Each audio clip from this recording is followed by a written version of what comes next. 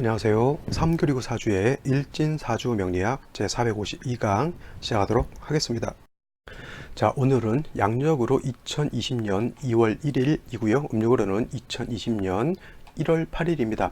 오늘 명식은 기해년, 정축월, 갑술일이 되겠고요. 오늘의 일진 갑술이 되겠습니다. 자, 오늘 함께 공부해야 할 명식은 갑목이라고 하는 일간이 축월이라고 하는 월령, 계절에 태어난 사주 명식이 되겠습니다. 누차 강조하지만 제일 먼저 봐야 될 것 일간이라고 하는 것이고요. 다음으로 그 일간이 어느 월령, 어느 계절에 태어났느냐를 보는 것이 사주의 간명에 있어서 가장 먼저 봐야 될 두 글자라고 보면 되겠습니다. 제일 먼저 일간, 갑목이라고 하는 것을 놓고 보게 되면 갑목이라고 하는 것은 10개의 천간, 즉 갑을병정, 무기영신, 임계 중에서 가장 먼저 나오는 대장, 즉 과대표 같은 개념의 글자에 해당이 되는 것이고요. 이러한 갑목이라고 하는 것은 음양오행으로 구분하게 되면 양목에 해당이 됩니다. 또 내일 공부하게 될 음목이라고 하는 것이 있어요. 이 음목이라고 하는 것은 이제 내일 공부하겠지만 을목이라고 하는 것인데 같은 목에 해당이 됩니다. 갑목도 목에 해당이 되는 것이고요. 을목도 목에 해당이 되는 것인데 갑목이라고 하는 것은 양목, 을목이라고 하는 것은 음목입니다. 근데 같은 목이다 하더라도 갑목과 을목의 성향은 다르죠. 갑목이라고 하는 것은 양에 해당이 되는 것이요. 양이라고 하는 것은 남자 같은 것, 밝고 맑고 뭐 이런 것이라고 하면 음목이라고 하는 것은 음이라고 하는 것은 여성스러운 것에 해당이 되어서 갑목 같은 것이라고 하는 것을 그래서 비유를 할 때는 갑목은 그래서 대림목이다라고 하는 비유를 합니다. 대림목, 큰 숲을 이루는 나무에 해당이 되는 것인데 이 갑목이라고 하는 것은 쭉쭉쭉쭉 하늘을 뻗어서 위로 올라가는 그러한 큰 나무 같은 것에 해당이 돼요. 그래서 뭐 전나무라든가 편백나무 같은 거 있죠. 아니면 옛날 집을 지을 때 궁궐이라든가 이런 걸 지을 때 썼던 뭐 적송 같은 그런 소나무 같은 경우도 갑목에 해당이 됩니다. 그래서 갑목 같은 경우는 대체적으로 단단하고 그 다음에 옆으로 퍼지는 것이 아니라 하늘 높이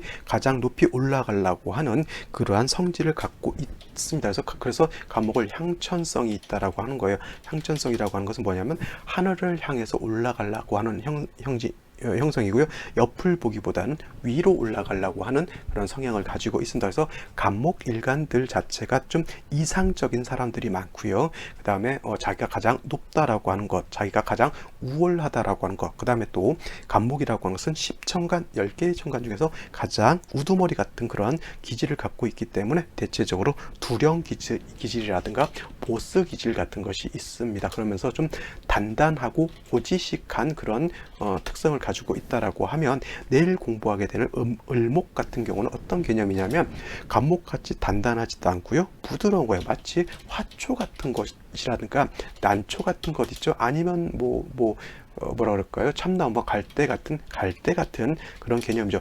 갑목이 참나무라고 하면 을목은 갈대 같은 겁니다. 그래서 갑목 같은 경우는 뻣뻣하고 고지식하고 단단합니다. 갑목이 단단하기 때문에 지금 같은 경우는 쇠를 가지고 집을 지어서 철골 구조라고 하는 그런 집을 짓지만 옛날 같은 경우는 쇠를 갖다가 이렇게 단련할 수 있는 기술이 없었기 때문에 나무를 가지고 집을 지었어요. 그래서 옛날 궁궐이라든가 사찰 같은 거, 오래된 절 같은 거 보면 큰 나무를 베다가 기둥이라든가 석가래라든가 대들보 같은 것을 졌단 말이죠. 그래서 그러한 옛날에 집을 지었던 것이 바로 이 갑목이라고 하는 것이고, 그래서 갑목 같은 경우는 용도가 어디에 있냐면 동량지목으로서의 용도가 있다라고 해요. 그래서 큰 나무 같은 경우는 베다가 동량이라고 하는 것은 뭐냐면 동자는 뭐예요? 대들보라든가 용마루 같은 거를 지을 때 큰 기둥 같은 것을 말하는 것이고요. 량 같은 것도 대들보라든가 들보 같은 것을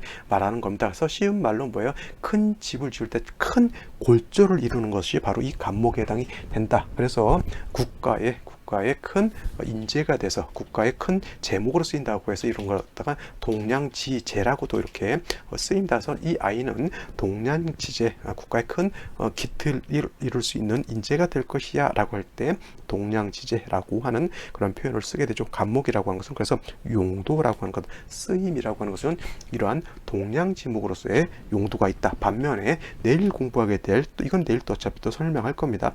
을목이라고 하는 것은 매우 부드럽고 연약하고 화초와 같은 것이기 때문에 화초 뜯어다가 집을 지을 수 없습니다. 물론 뭐 볏짚이라든가 갈대 같은 거를 엮어 가지고 지붕이라든가 간이 간단하게 쓸 수 있는 뭐 움막 같은 것은 지을 수가 있겠죠. 하지만 큰 골조를 요하는 큰, 옛날에 보면 100간짜리 큰 뭐 기와집을 짓는다거나 이런 것은 골조가 튼튼하지 않으면 안 되죠. 을목 가지고는 절대 그런 집을 지을 수가 없습니다. 그래서 을목이라고 하는 것은 동양지목으로서 쓰기보다는 을목 같은 거는 뭐야? 꽃을 피우는 용도가 있습니다. 꽃을 피우는 용도. 그래서 을목 같은 경우는 뭐예요? 크게 대들보로 쓰는 것이 아니라 집에 있는 화초같이 이쁜 꽃을 피우면은 을목으로서의 용도를 다 한다. 그래서 을목 같은 경우는 주로 화를 보는 것이 굉장히 중요하다라고 볼 수가 있겠습니다. 간목 같은 경우는 화도 필요하지만 뭐예요? 경금이라고 하는 도끼라든가 뭐 여러 가지 비유할 수 있는 것이겠죠. 톱 같은 것이 있어야지 간목을 베어서 동양지목으로 쓸 수 있는 것이고, 또 정화가 같이 조화를 이루어야지만 정화가 경금을 단련해서 쓸 수가 있다. 이렇게 보통 표현을 합니다. 그래서 뭐 꼭 이렇게 고리타분하게 설명만 하십니까? 라고 설명 이런 거 다 필요 없다 이렇게 말씀하시는 분들도 있지만, 가장 보편적으로 이해할 수 있는 그런 이론적인 것이니까 이런 것을 좀 이해한 연후에 다른 것으로서 응용할 수 있는 그러한 마인드를 가지시는 게 좋지, 이런 거 다 필요 없다라고 해서 그냥 새로운 것 하다 보면은 계속 미궁의 명리학을 공부하는 것이 아니라 자꾸 명리학이라고 하는 미궁에 빠져서 헤어나오지 못하는 그러한 경우가 많습니다. 그것이 바로 뭐예요? 무슨 뭐 공망이라든가 신살이라든가 이상한 잡다한 이론에 빠지게 되면 정통 명리를 모르고 수박 겉핥기식의 어떤 그러한 사주 명리를 배우게 되는 것이고요. 그렇게 배우고 나서 뭐 태기를 한다든지 사람의 어떤 운명의 기륭을 판단한다라고 하는 것은 매우 좀 위험한, 그것도 돈을 받고 사람의 운명을 감장해 준다라고 하거나 아니면 어떤 큰 결정을 내릴 때 이렇게 잘못된 판단을 내릴 수 있는 근거가 되기 때문에 과거부터 내려왔던 어떤 정통 명리학을 절대 벗어나지 않는 범위 내에서 새로운 것을 받아들이는 것이 중요하다라고 저는 그렇게 생각하고 있습니다. 간목이라고 하는 이러한 특징을 가지고 있다라고 보시면 되겠고요. 그 다음으로 원령에 대해서 한번 살펴보도록 하겠습니다. 자, 다음으로 간목일간이 태어난 원령 축월이라고 하는 계절이죠. 계절. 오늘이 2월 1일이죠. 2월 1일. 앞으로 2월 2일, 3일까지, 내일 모레까지만 하게 되면 이제 기해년 정축료를 마감을 하겠고요.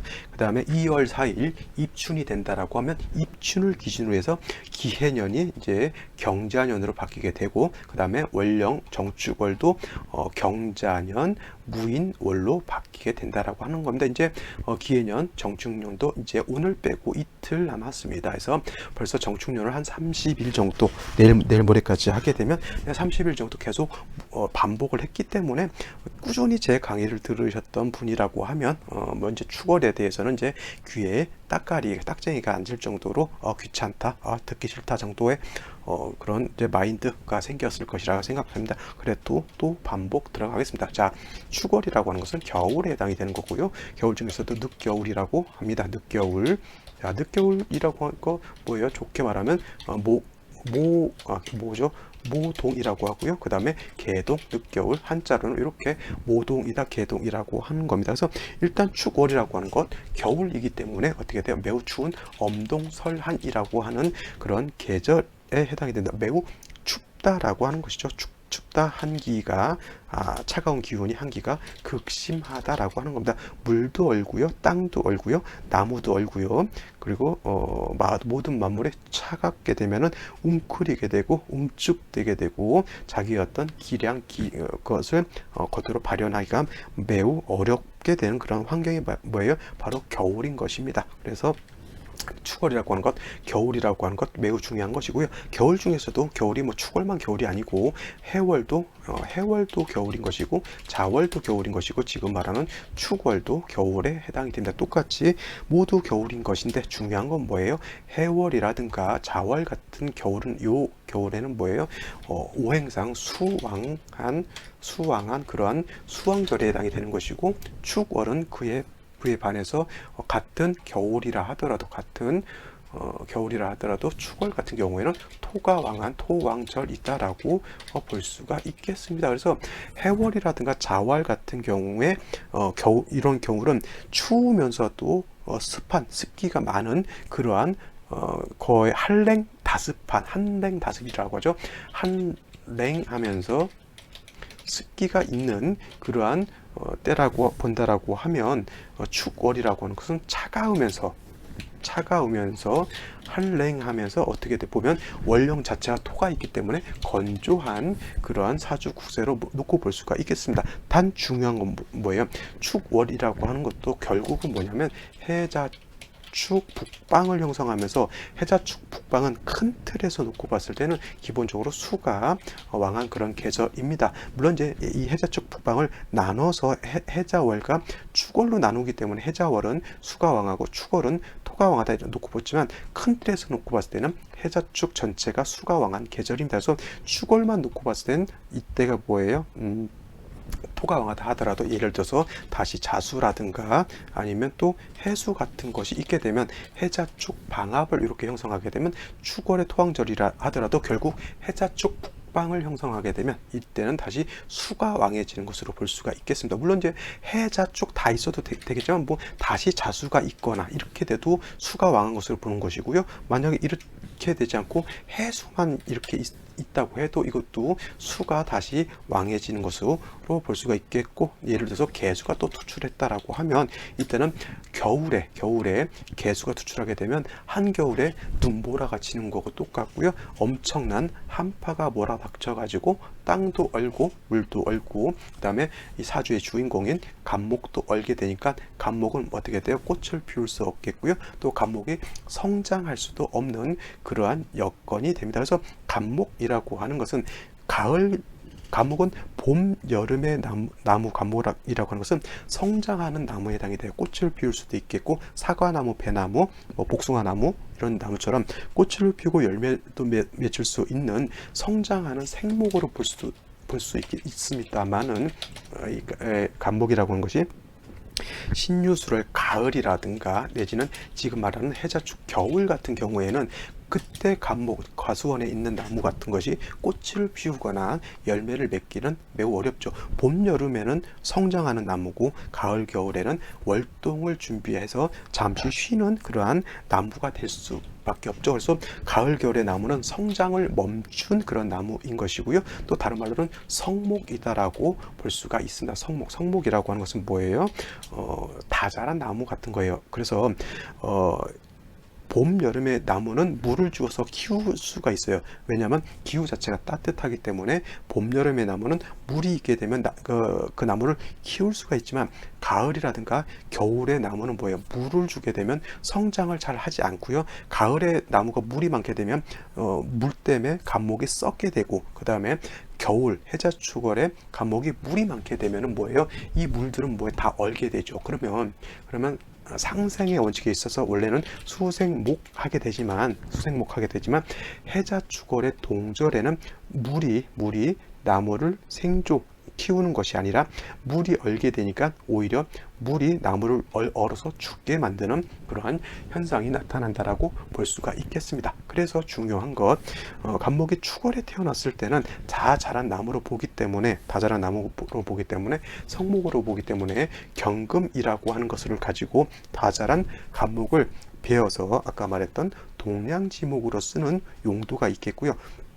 만약에 나무가 크지 않다라고 하면 이때는 나무를 베는 것이 아니라 필요 없는 잔가지 있잖아요. 필요 없는 잔가지를 전지시켜 준다라고 하는 그런 개념으로서 경금을 쓴다라고 볼 수 있습니다. 그래서 축월에 자월에 해월의 간목이라고 하는 것은 경금이 있어준다라고 하면 다자란 나무를 베어서 동량지목으로 쓰거나 아니면 필요 없는 가지를 전지시켜 준다라고 하는 그런 개념으로 쓰게 되는데, 아까도 말씀드렸지만 경금을 쓸 때는 반드시 정화라고 하는 것이 있어서 경금을 갖다가 단련시켜 주어야지만 이 경금을 날카롭게 날을 벼른다고 하죠. 해서 날카로운 도끼라든가 날카로운 톱으로 간목을 깔끔하게 절단해야지만 깔끔한 어떤 기둥이라든가 작품을 만들 수가 있는 것이고요. 그 다음에 축월이라고 하는 것은 매우 춥고 춥고 얼기 때문에 반드시 병화라고 하는 다른 태양지와 하늘 떠 있는 태양과 같은 병화가 있어서 따뜻하게 해주는 것이 필요하다라고 볼 수가 있겠습니다. 결국은 뭐예요? 간목이라고 하는 것은 축월에 태어났을 때 경금으로서 작벌하고 정화로서는 경금을 단련하고 그 다음에 병화는 축월의 한기를 따뜻하게 한다라고 하는 것이 중요한 것이고요. 간목 자체가 이런 경우 잇목 같은 것을 얻어서 뿌리가 튼튼하다라고 하면 이때는 뭐예요? 나무 자체가 굉장히 큰 나무를 베서 쓰는 것이고요. 만약에 잇목이 아니라 간목이 좀 약하다라고 하면 작은 나무를 갖다가 베어서 쓴다라고 하는 겁니다. 이렇게 경금으로서 간목을 작벌할 때는 간목 자체가 좀 뿌리가 튼튼한 것이 오히려 큰 나무를 베어서 쓴 것이니까 큰 용도가 있을 것이다 라고 볼 수도 있겠습니다. 결국 이렇게 간목 축월을 정리해 두시면 좋다라고 볼 수가 있겠죠. 자, 오늘의 사주 명식 다시 한번 살펴보고요. 생시 보고 마치도록 하겠습니다. 오늘은 대조해서 보는 명식은 없습니다. 자, 오늘 명식은 일간 간목이라고 하는 것이 엄동설환인 축월에 태어난 사주 명식이다라고 말씀을 드렸고요.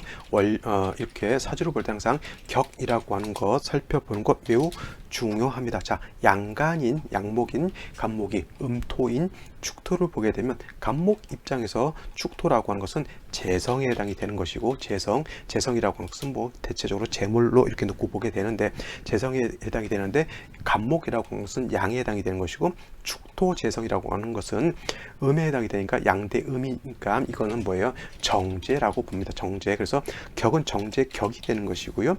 연간에 기토가 투출하게 되면 축중에 있는 지장간 본기인 기토가 투출하게 되면 이거는 원한적인 가장 교과서적인 정제격이 될 수 있다라고 볼 수가 있습니다. 단 중요한 건 축월의 기토까지 투출하게 되면 정제, 재성이 왕하게 되는 것이고요. 그 반면에 축월의 간목이라고 하는 것은 재성은 왕한 반면에 일간 자체는 약하기 때문에 일간은 약하고 일간 약하다, 신 약하고 재왕한 그러한 사주 국세가 된다라고 볼 수가 있겠습니다. 제왕. 그 다음에 이거는 다른 말로 제다 신약이라고 볼 수가 있겠습니다. 여러분들은 신약 제왕하다라는 말보다는 제다 신약이다라고 하는 말을 좀 더 많이 들었을 것 같아요. 그래서 이렇게 제다 신약이 될 수 있는 사주 국세가 되는 것이고요.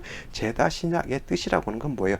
재성이 너무 많아서 약한 일간이 많은 재성을 감당할 수 없다라고 하는 것이 바로 제다 신약인 것이고요. 그래서 약한 일간을 도와주어야지만 힘이 있게 만들어 주어야지만 많은 재성을 감당할 수가 있겠죠. 제다 신약은 일간이 약해서 아무리 재물인 재성이 많다 하더라도 재물을 벌 수가 없는 것이고요. 기본적으로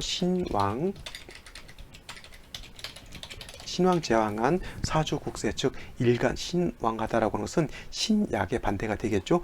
신약은 일간이 약한 것이고 신왕은 일간이 왕한 것을 말합니다. 그래서 일간도 왕하고 재성도 왕하게 되면 일간도 힘이 있고 재성도 많기 때문에 이런 경우에는 재물을 얻을 수 있는 것이고요. 또 국세만 좋다라고 하면 남자 같은 경우에는 처덕도 볼 수가 있겠고 여자 같은 경우에는 돈을 많이 벌어서 남편을 잘 보좌해 줄 수 있는 평강공주 같은 그런 사주가 될 수도 있다. 그래서 공이 신왕 제왕한 사주들은 좋은 국세가 되는데 대체적으로 신약한 사람들은 사람 천성이 약간 게으른 반면 신왕한 사람들은 사람 천성이 매우 부지런하고 바지런하고 뭔가 열심히 노력하려고 하는 그런 특징을 가지고 있겠고요. 그 많은 재성을 내가 감당할 수 있으니까 다재다능한 그런 면모도 가지고 있는 것이 신왕 제왕 사주인 것이고 반면에 제다 신약인 것은 일간이 약해서 재성이 많기 때문에 재물에 대한 욕심은 있는데 일간이 약해서 노력하지 않고 많은 재물을 얻으려고 하니 어떻게 됩니까?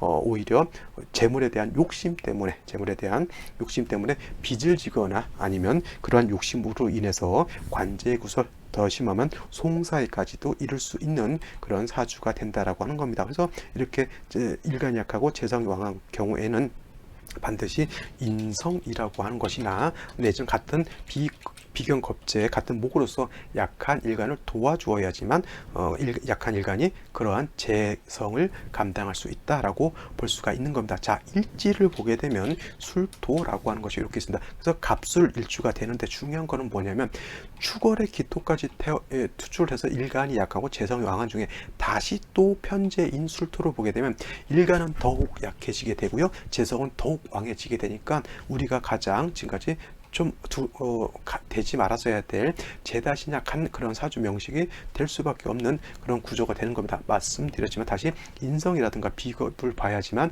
이 재다신약함을 면할 수가 있는데 연지에 해수라고 하는 것이 있습니다. 이 해수라고 하는 것은 그 지장간이라고 하는 것이 무토, 그다음에 간목, 그다음에 임수라고 하는 것이 있습니다. 그래서 간목이라고 하는 것이 물론 임수 자체는 본기가 수이기 때문에 인성에 해당이 되죠. 인성 중에서 이거는 편인에 해당이 되죠. 편인, 그죠? 그래서 인성, 수의 생조를 받게 되겠고, 간목은 해중에 있는 간목의 뿌리, 즉 통근도 할 수가 있습니다. 통근. 그러나 중요한 것은 아까도 서두에서 말씀드렸지만 축월이라고 하는 것은 뭐예요? 동절이죠. 겨울이면서 뭐예요? 엄동설한이다라고 볼 수가 있습니다. 그래서 축월에 화가 한 점도 없는 상황에서 인성인 수가 있게 되면 이 물은 어떻게 돼요? 동절에 얼게 됩니다. 여러분들 이렇게 생각하면 돼요. 바깥에 한겨울에 화초가 있는데 그 화초를 어떻게 한번 키워보겠다고 얼음 갖다가 자꾸 화초에 올려놓으면 어떻게 돼요? 화초가 얼어 죽습니다. 얼어 죽어요. 지금 상황이 바로 그러한 상황입니다. 이 간목이 약하고 재성이 왕해서 이 인성의 도움을 받아야지만 간목의 힘을 얻어서 저 많은 재성을 감당할 수가 있을 터인데 이 인수 자체가 얼어있기 때문에 목을 생하는 것이 아니라 오히려 목을 얼어 죽게 만드는 그러한 상황에 처해져 있는 것이죠. 자, 화가 반드시 필요한 그런 상황에서 월간에 보게 되면 정화라고 하는 것이 이렇게 투출되어 있는데, 이 정화 자체는 물론 술 안에 있는 술중 정화, 이것도 지장간 한번 써볼까요? 신금 정화 무토라고 하는 것이 이렇게 들어가 있죠. 그래서 정화 자체는 술 안에 있는 정화의 뿌리는 둘 수 있다 하더라도 토가 많게 되면 결국은 뭐예요? 화라고 하는 것은 아무리 술에 통근한다 하더라도 화가 토를 많이 생하게 되면 이 화가 매우 약해질 수밖에 없는 겁니다. 그래서 결국 이렇게 3주까지만 놓고 봤을 때는 축월의 한기, 축월의 아주 차가운 기운을 정화 하나만 가지고 해동할 수 없겠고요. 해동할 수 없게 된다라고 하면 연지에 있는 해수도 얼어서 얼게 되니까 간목을 생주할 수 있는 여건이 되지 않는다라고 볼 수가 있는 겁니다. 그래서 가장 중요한 것은 생시에서 반드시 화를 보는 것이 가장 절실하다라고 볼 수가 있겠죠. 그래서 한번 생시를 한번 살펴보도록 하겠습니다.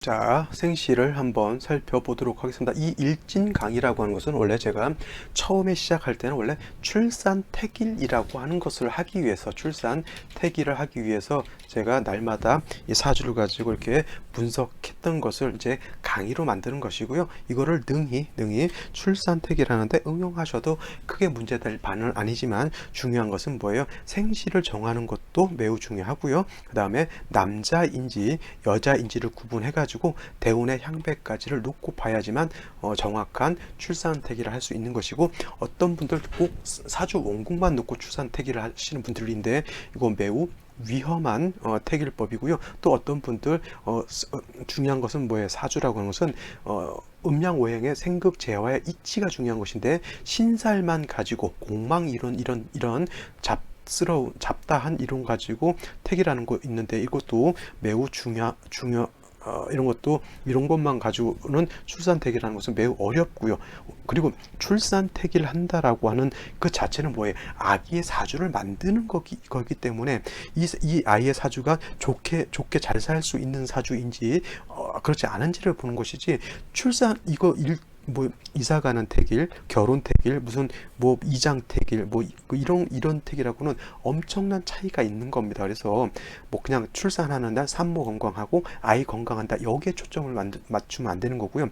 아이가 사주가 제대로 중화가 된 사주이냐, 그렇지 않은 야를 중점을 두고 출산태기를 잡아야 한다. 그래서 다른 태기라고 신생아 출산태기는 엄격하게 구분을 해가지고 보다 신중하고 면밀히 사주와 대운을 분석해야지 돼야 되는 그러한 중요함이 있다. 이렇게 볼 수가 있는 겁니다. 제일 먼저 생시 갑자시를 보죠. 자,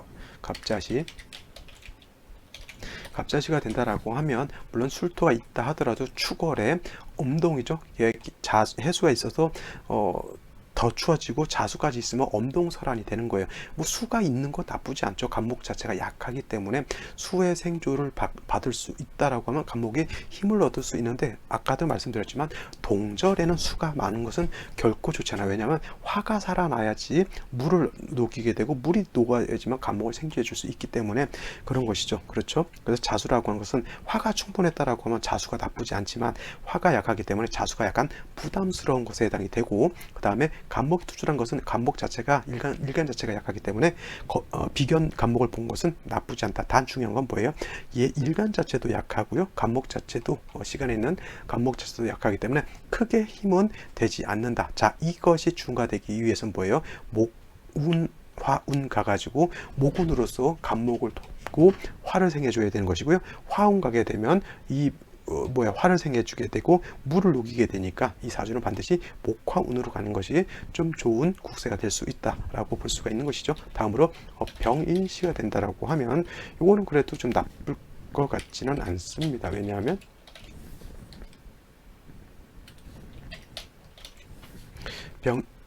이런 병인시가 된다라고 하면 간목 자체가 약했잖아요. 그래서 연지에 있는 해수의 의지를 하고 있었는데 화가 약했기 때문에 해수가 얼어서 간목을 생존해주기가 어려웠다라고 하면 이 병인시가 된다라고 하면 간목이 인목 자체에 뿌리를 두게 되겠고 그 다음에 인목은 바로 병화의 통 근처, 그 다음에 병화가 인목의 생주를 받아서 병화 자체가 약하지 않은 그러한 국세가 되는 것이고 정화도 뿌리가 없었던 것이 인목을 보게 되면 또 정화의 뿌리도 없게 되죠. 이렇게 되면 화 자체가 약하지 않기 때문에 충분히 축월에 한기를 따뜻하게 만들 수 있는 것이고 또 병화가 뿌리를 두고 투출했기 때문에 연지에 있는 해수도 얼지 않고 녹게 되니까 수가 간목을 생활해 줄 수 있겠죠. 그럼 이 자체는 원국 자체에서 조후만큼은 잘 이루어진 것으로 볼 수 있기 때문에 이와 같으면 금전적인 어떤 부를 얻는 것은 크게 문제될 바는 아니지만 경금이 있어서 간목을 작벌했다라고 하면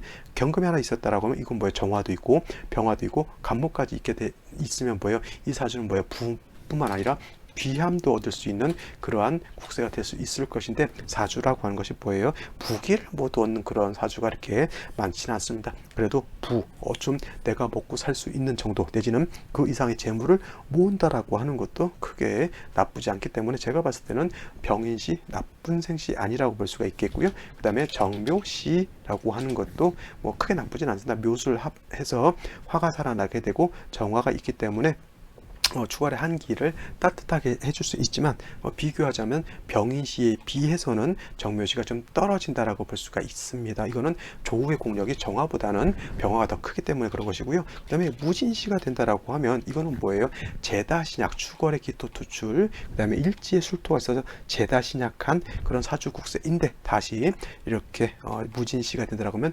진술충하게 되게 되니 이거는 뭐예요? 토가 너무 많게 되면 뭐예요? 토다목절이 돼서 오히려 나무가 부러지는 그러한 현상이 나타나게 됩니다. 이런 경우에는 뭐예요? 어떻게 다른 목이 있어서 토를 제해줘야 되는데 목이 찾아봐도 없죠. 진중에 을목이 있거나 해중에 있는 간목이 있다 하더라도 지지에 이렇게 땅 속에 묻혀져 있는 나무 뿌리 가지고 저 높은 산을 갖다가 치울 수는 없는 그런 현상이기 때문에 무자시 같은 경우 그렇게 좋지 않겠고요. 경호시 같은 경우는 그럭저럭 요 생신을 좀 봐줄 만한 것이 뭐냐면 오화를 보고 오수를 합하고 정화 투출을 하고 그 다음에 경금이 있게 되면은 경금으로서 간목을 작벌하고 정화로서 이렇게 경금을 단련한다라고 하면 요거는 큰 귀는 아니라도 작은 귀를 얻을 수 있다. 쉽게 말하면 뭐예요?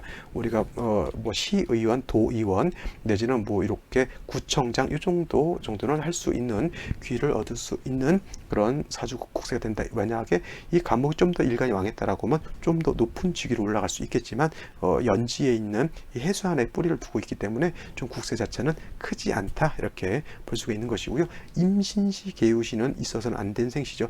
추월에 한습한데 임계수까지 투출하게 되면 이거는 나무가 얼어 죽게 되는 것이고요. 을해지도 그렇게 온당한 생시는 아닌 것으로 볼 수가 있겠습니다. 자, 나머지 생시를 한번 더 살펴봐 주시고요. 저는 내일 또 찾아뵙도록 하겠습니다. 감사합니다.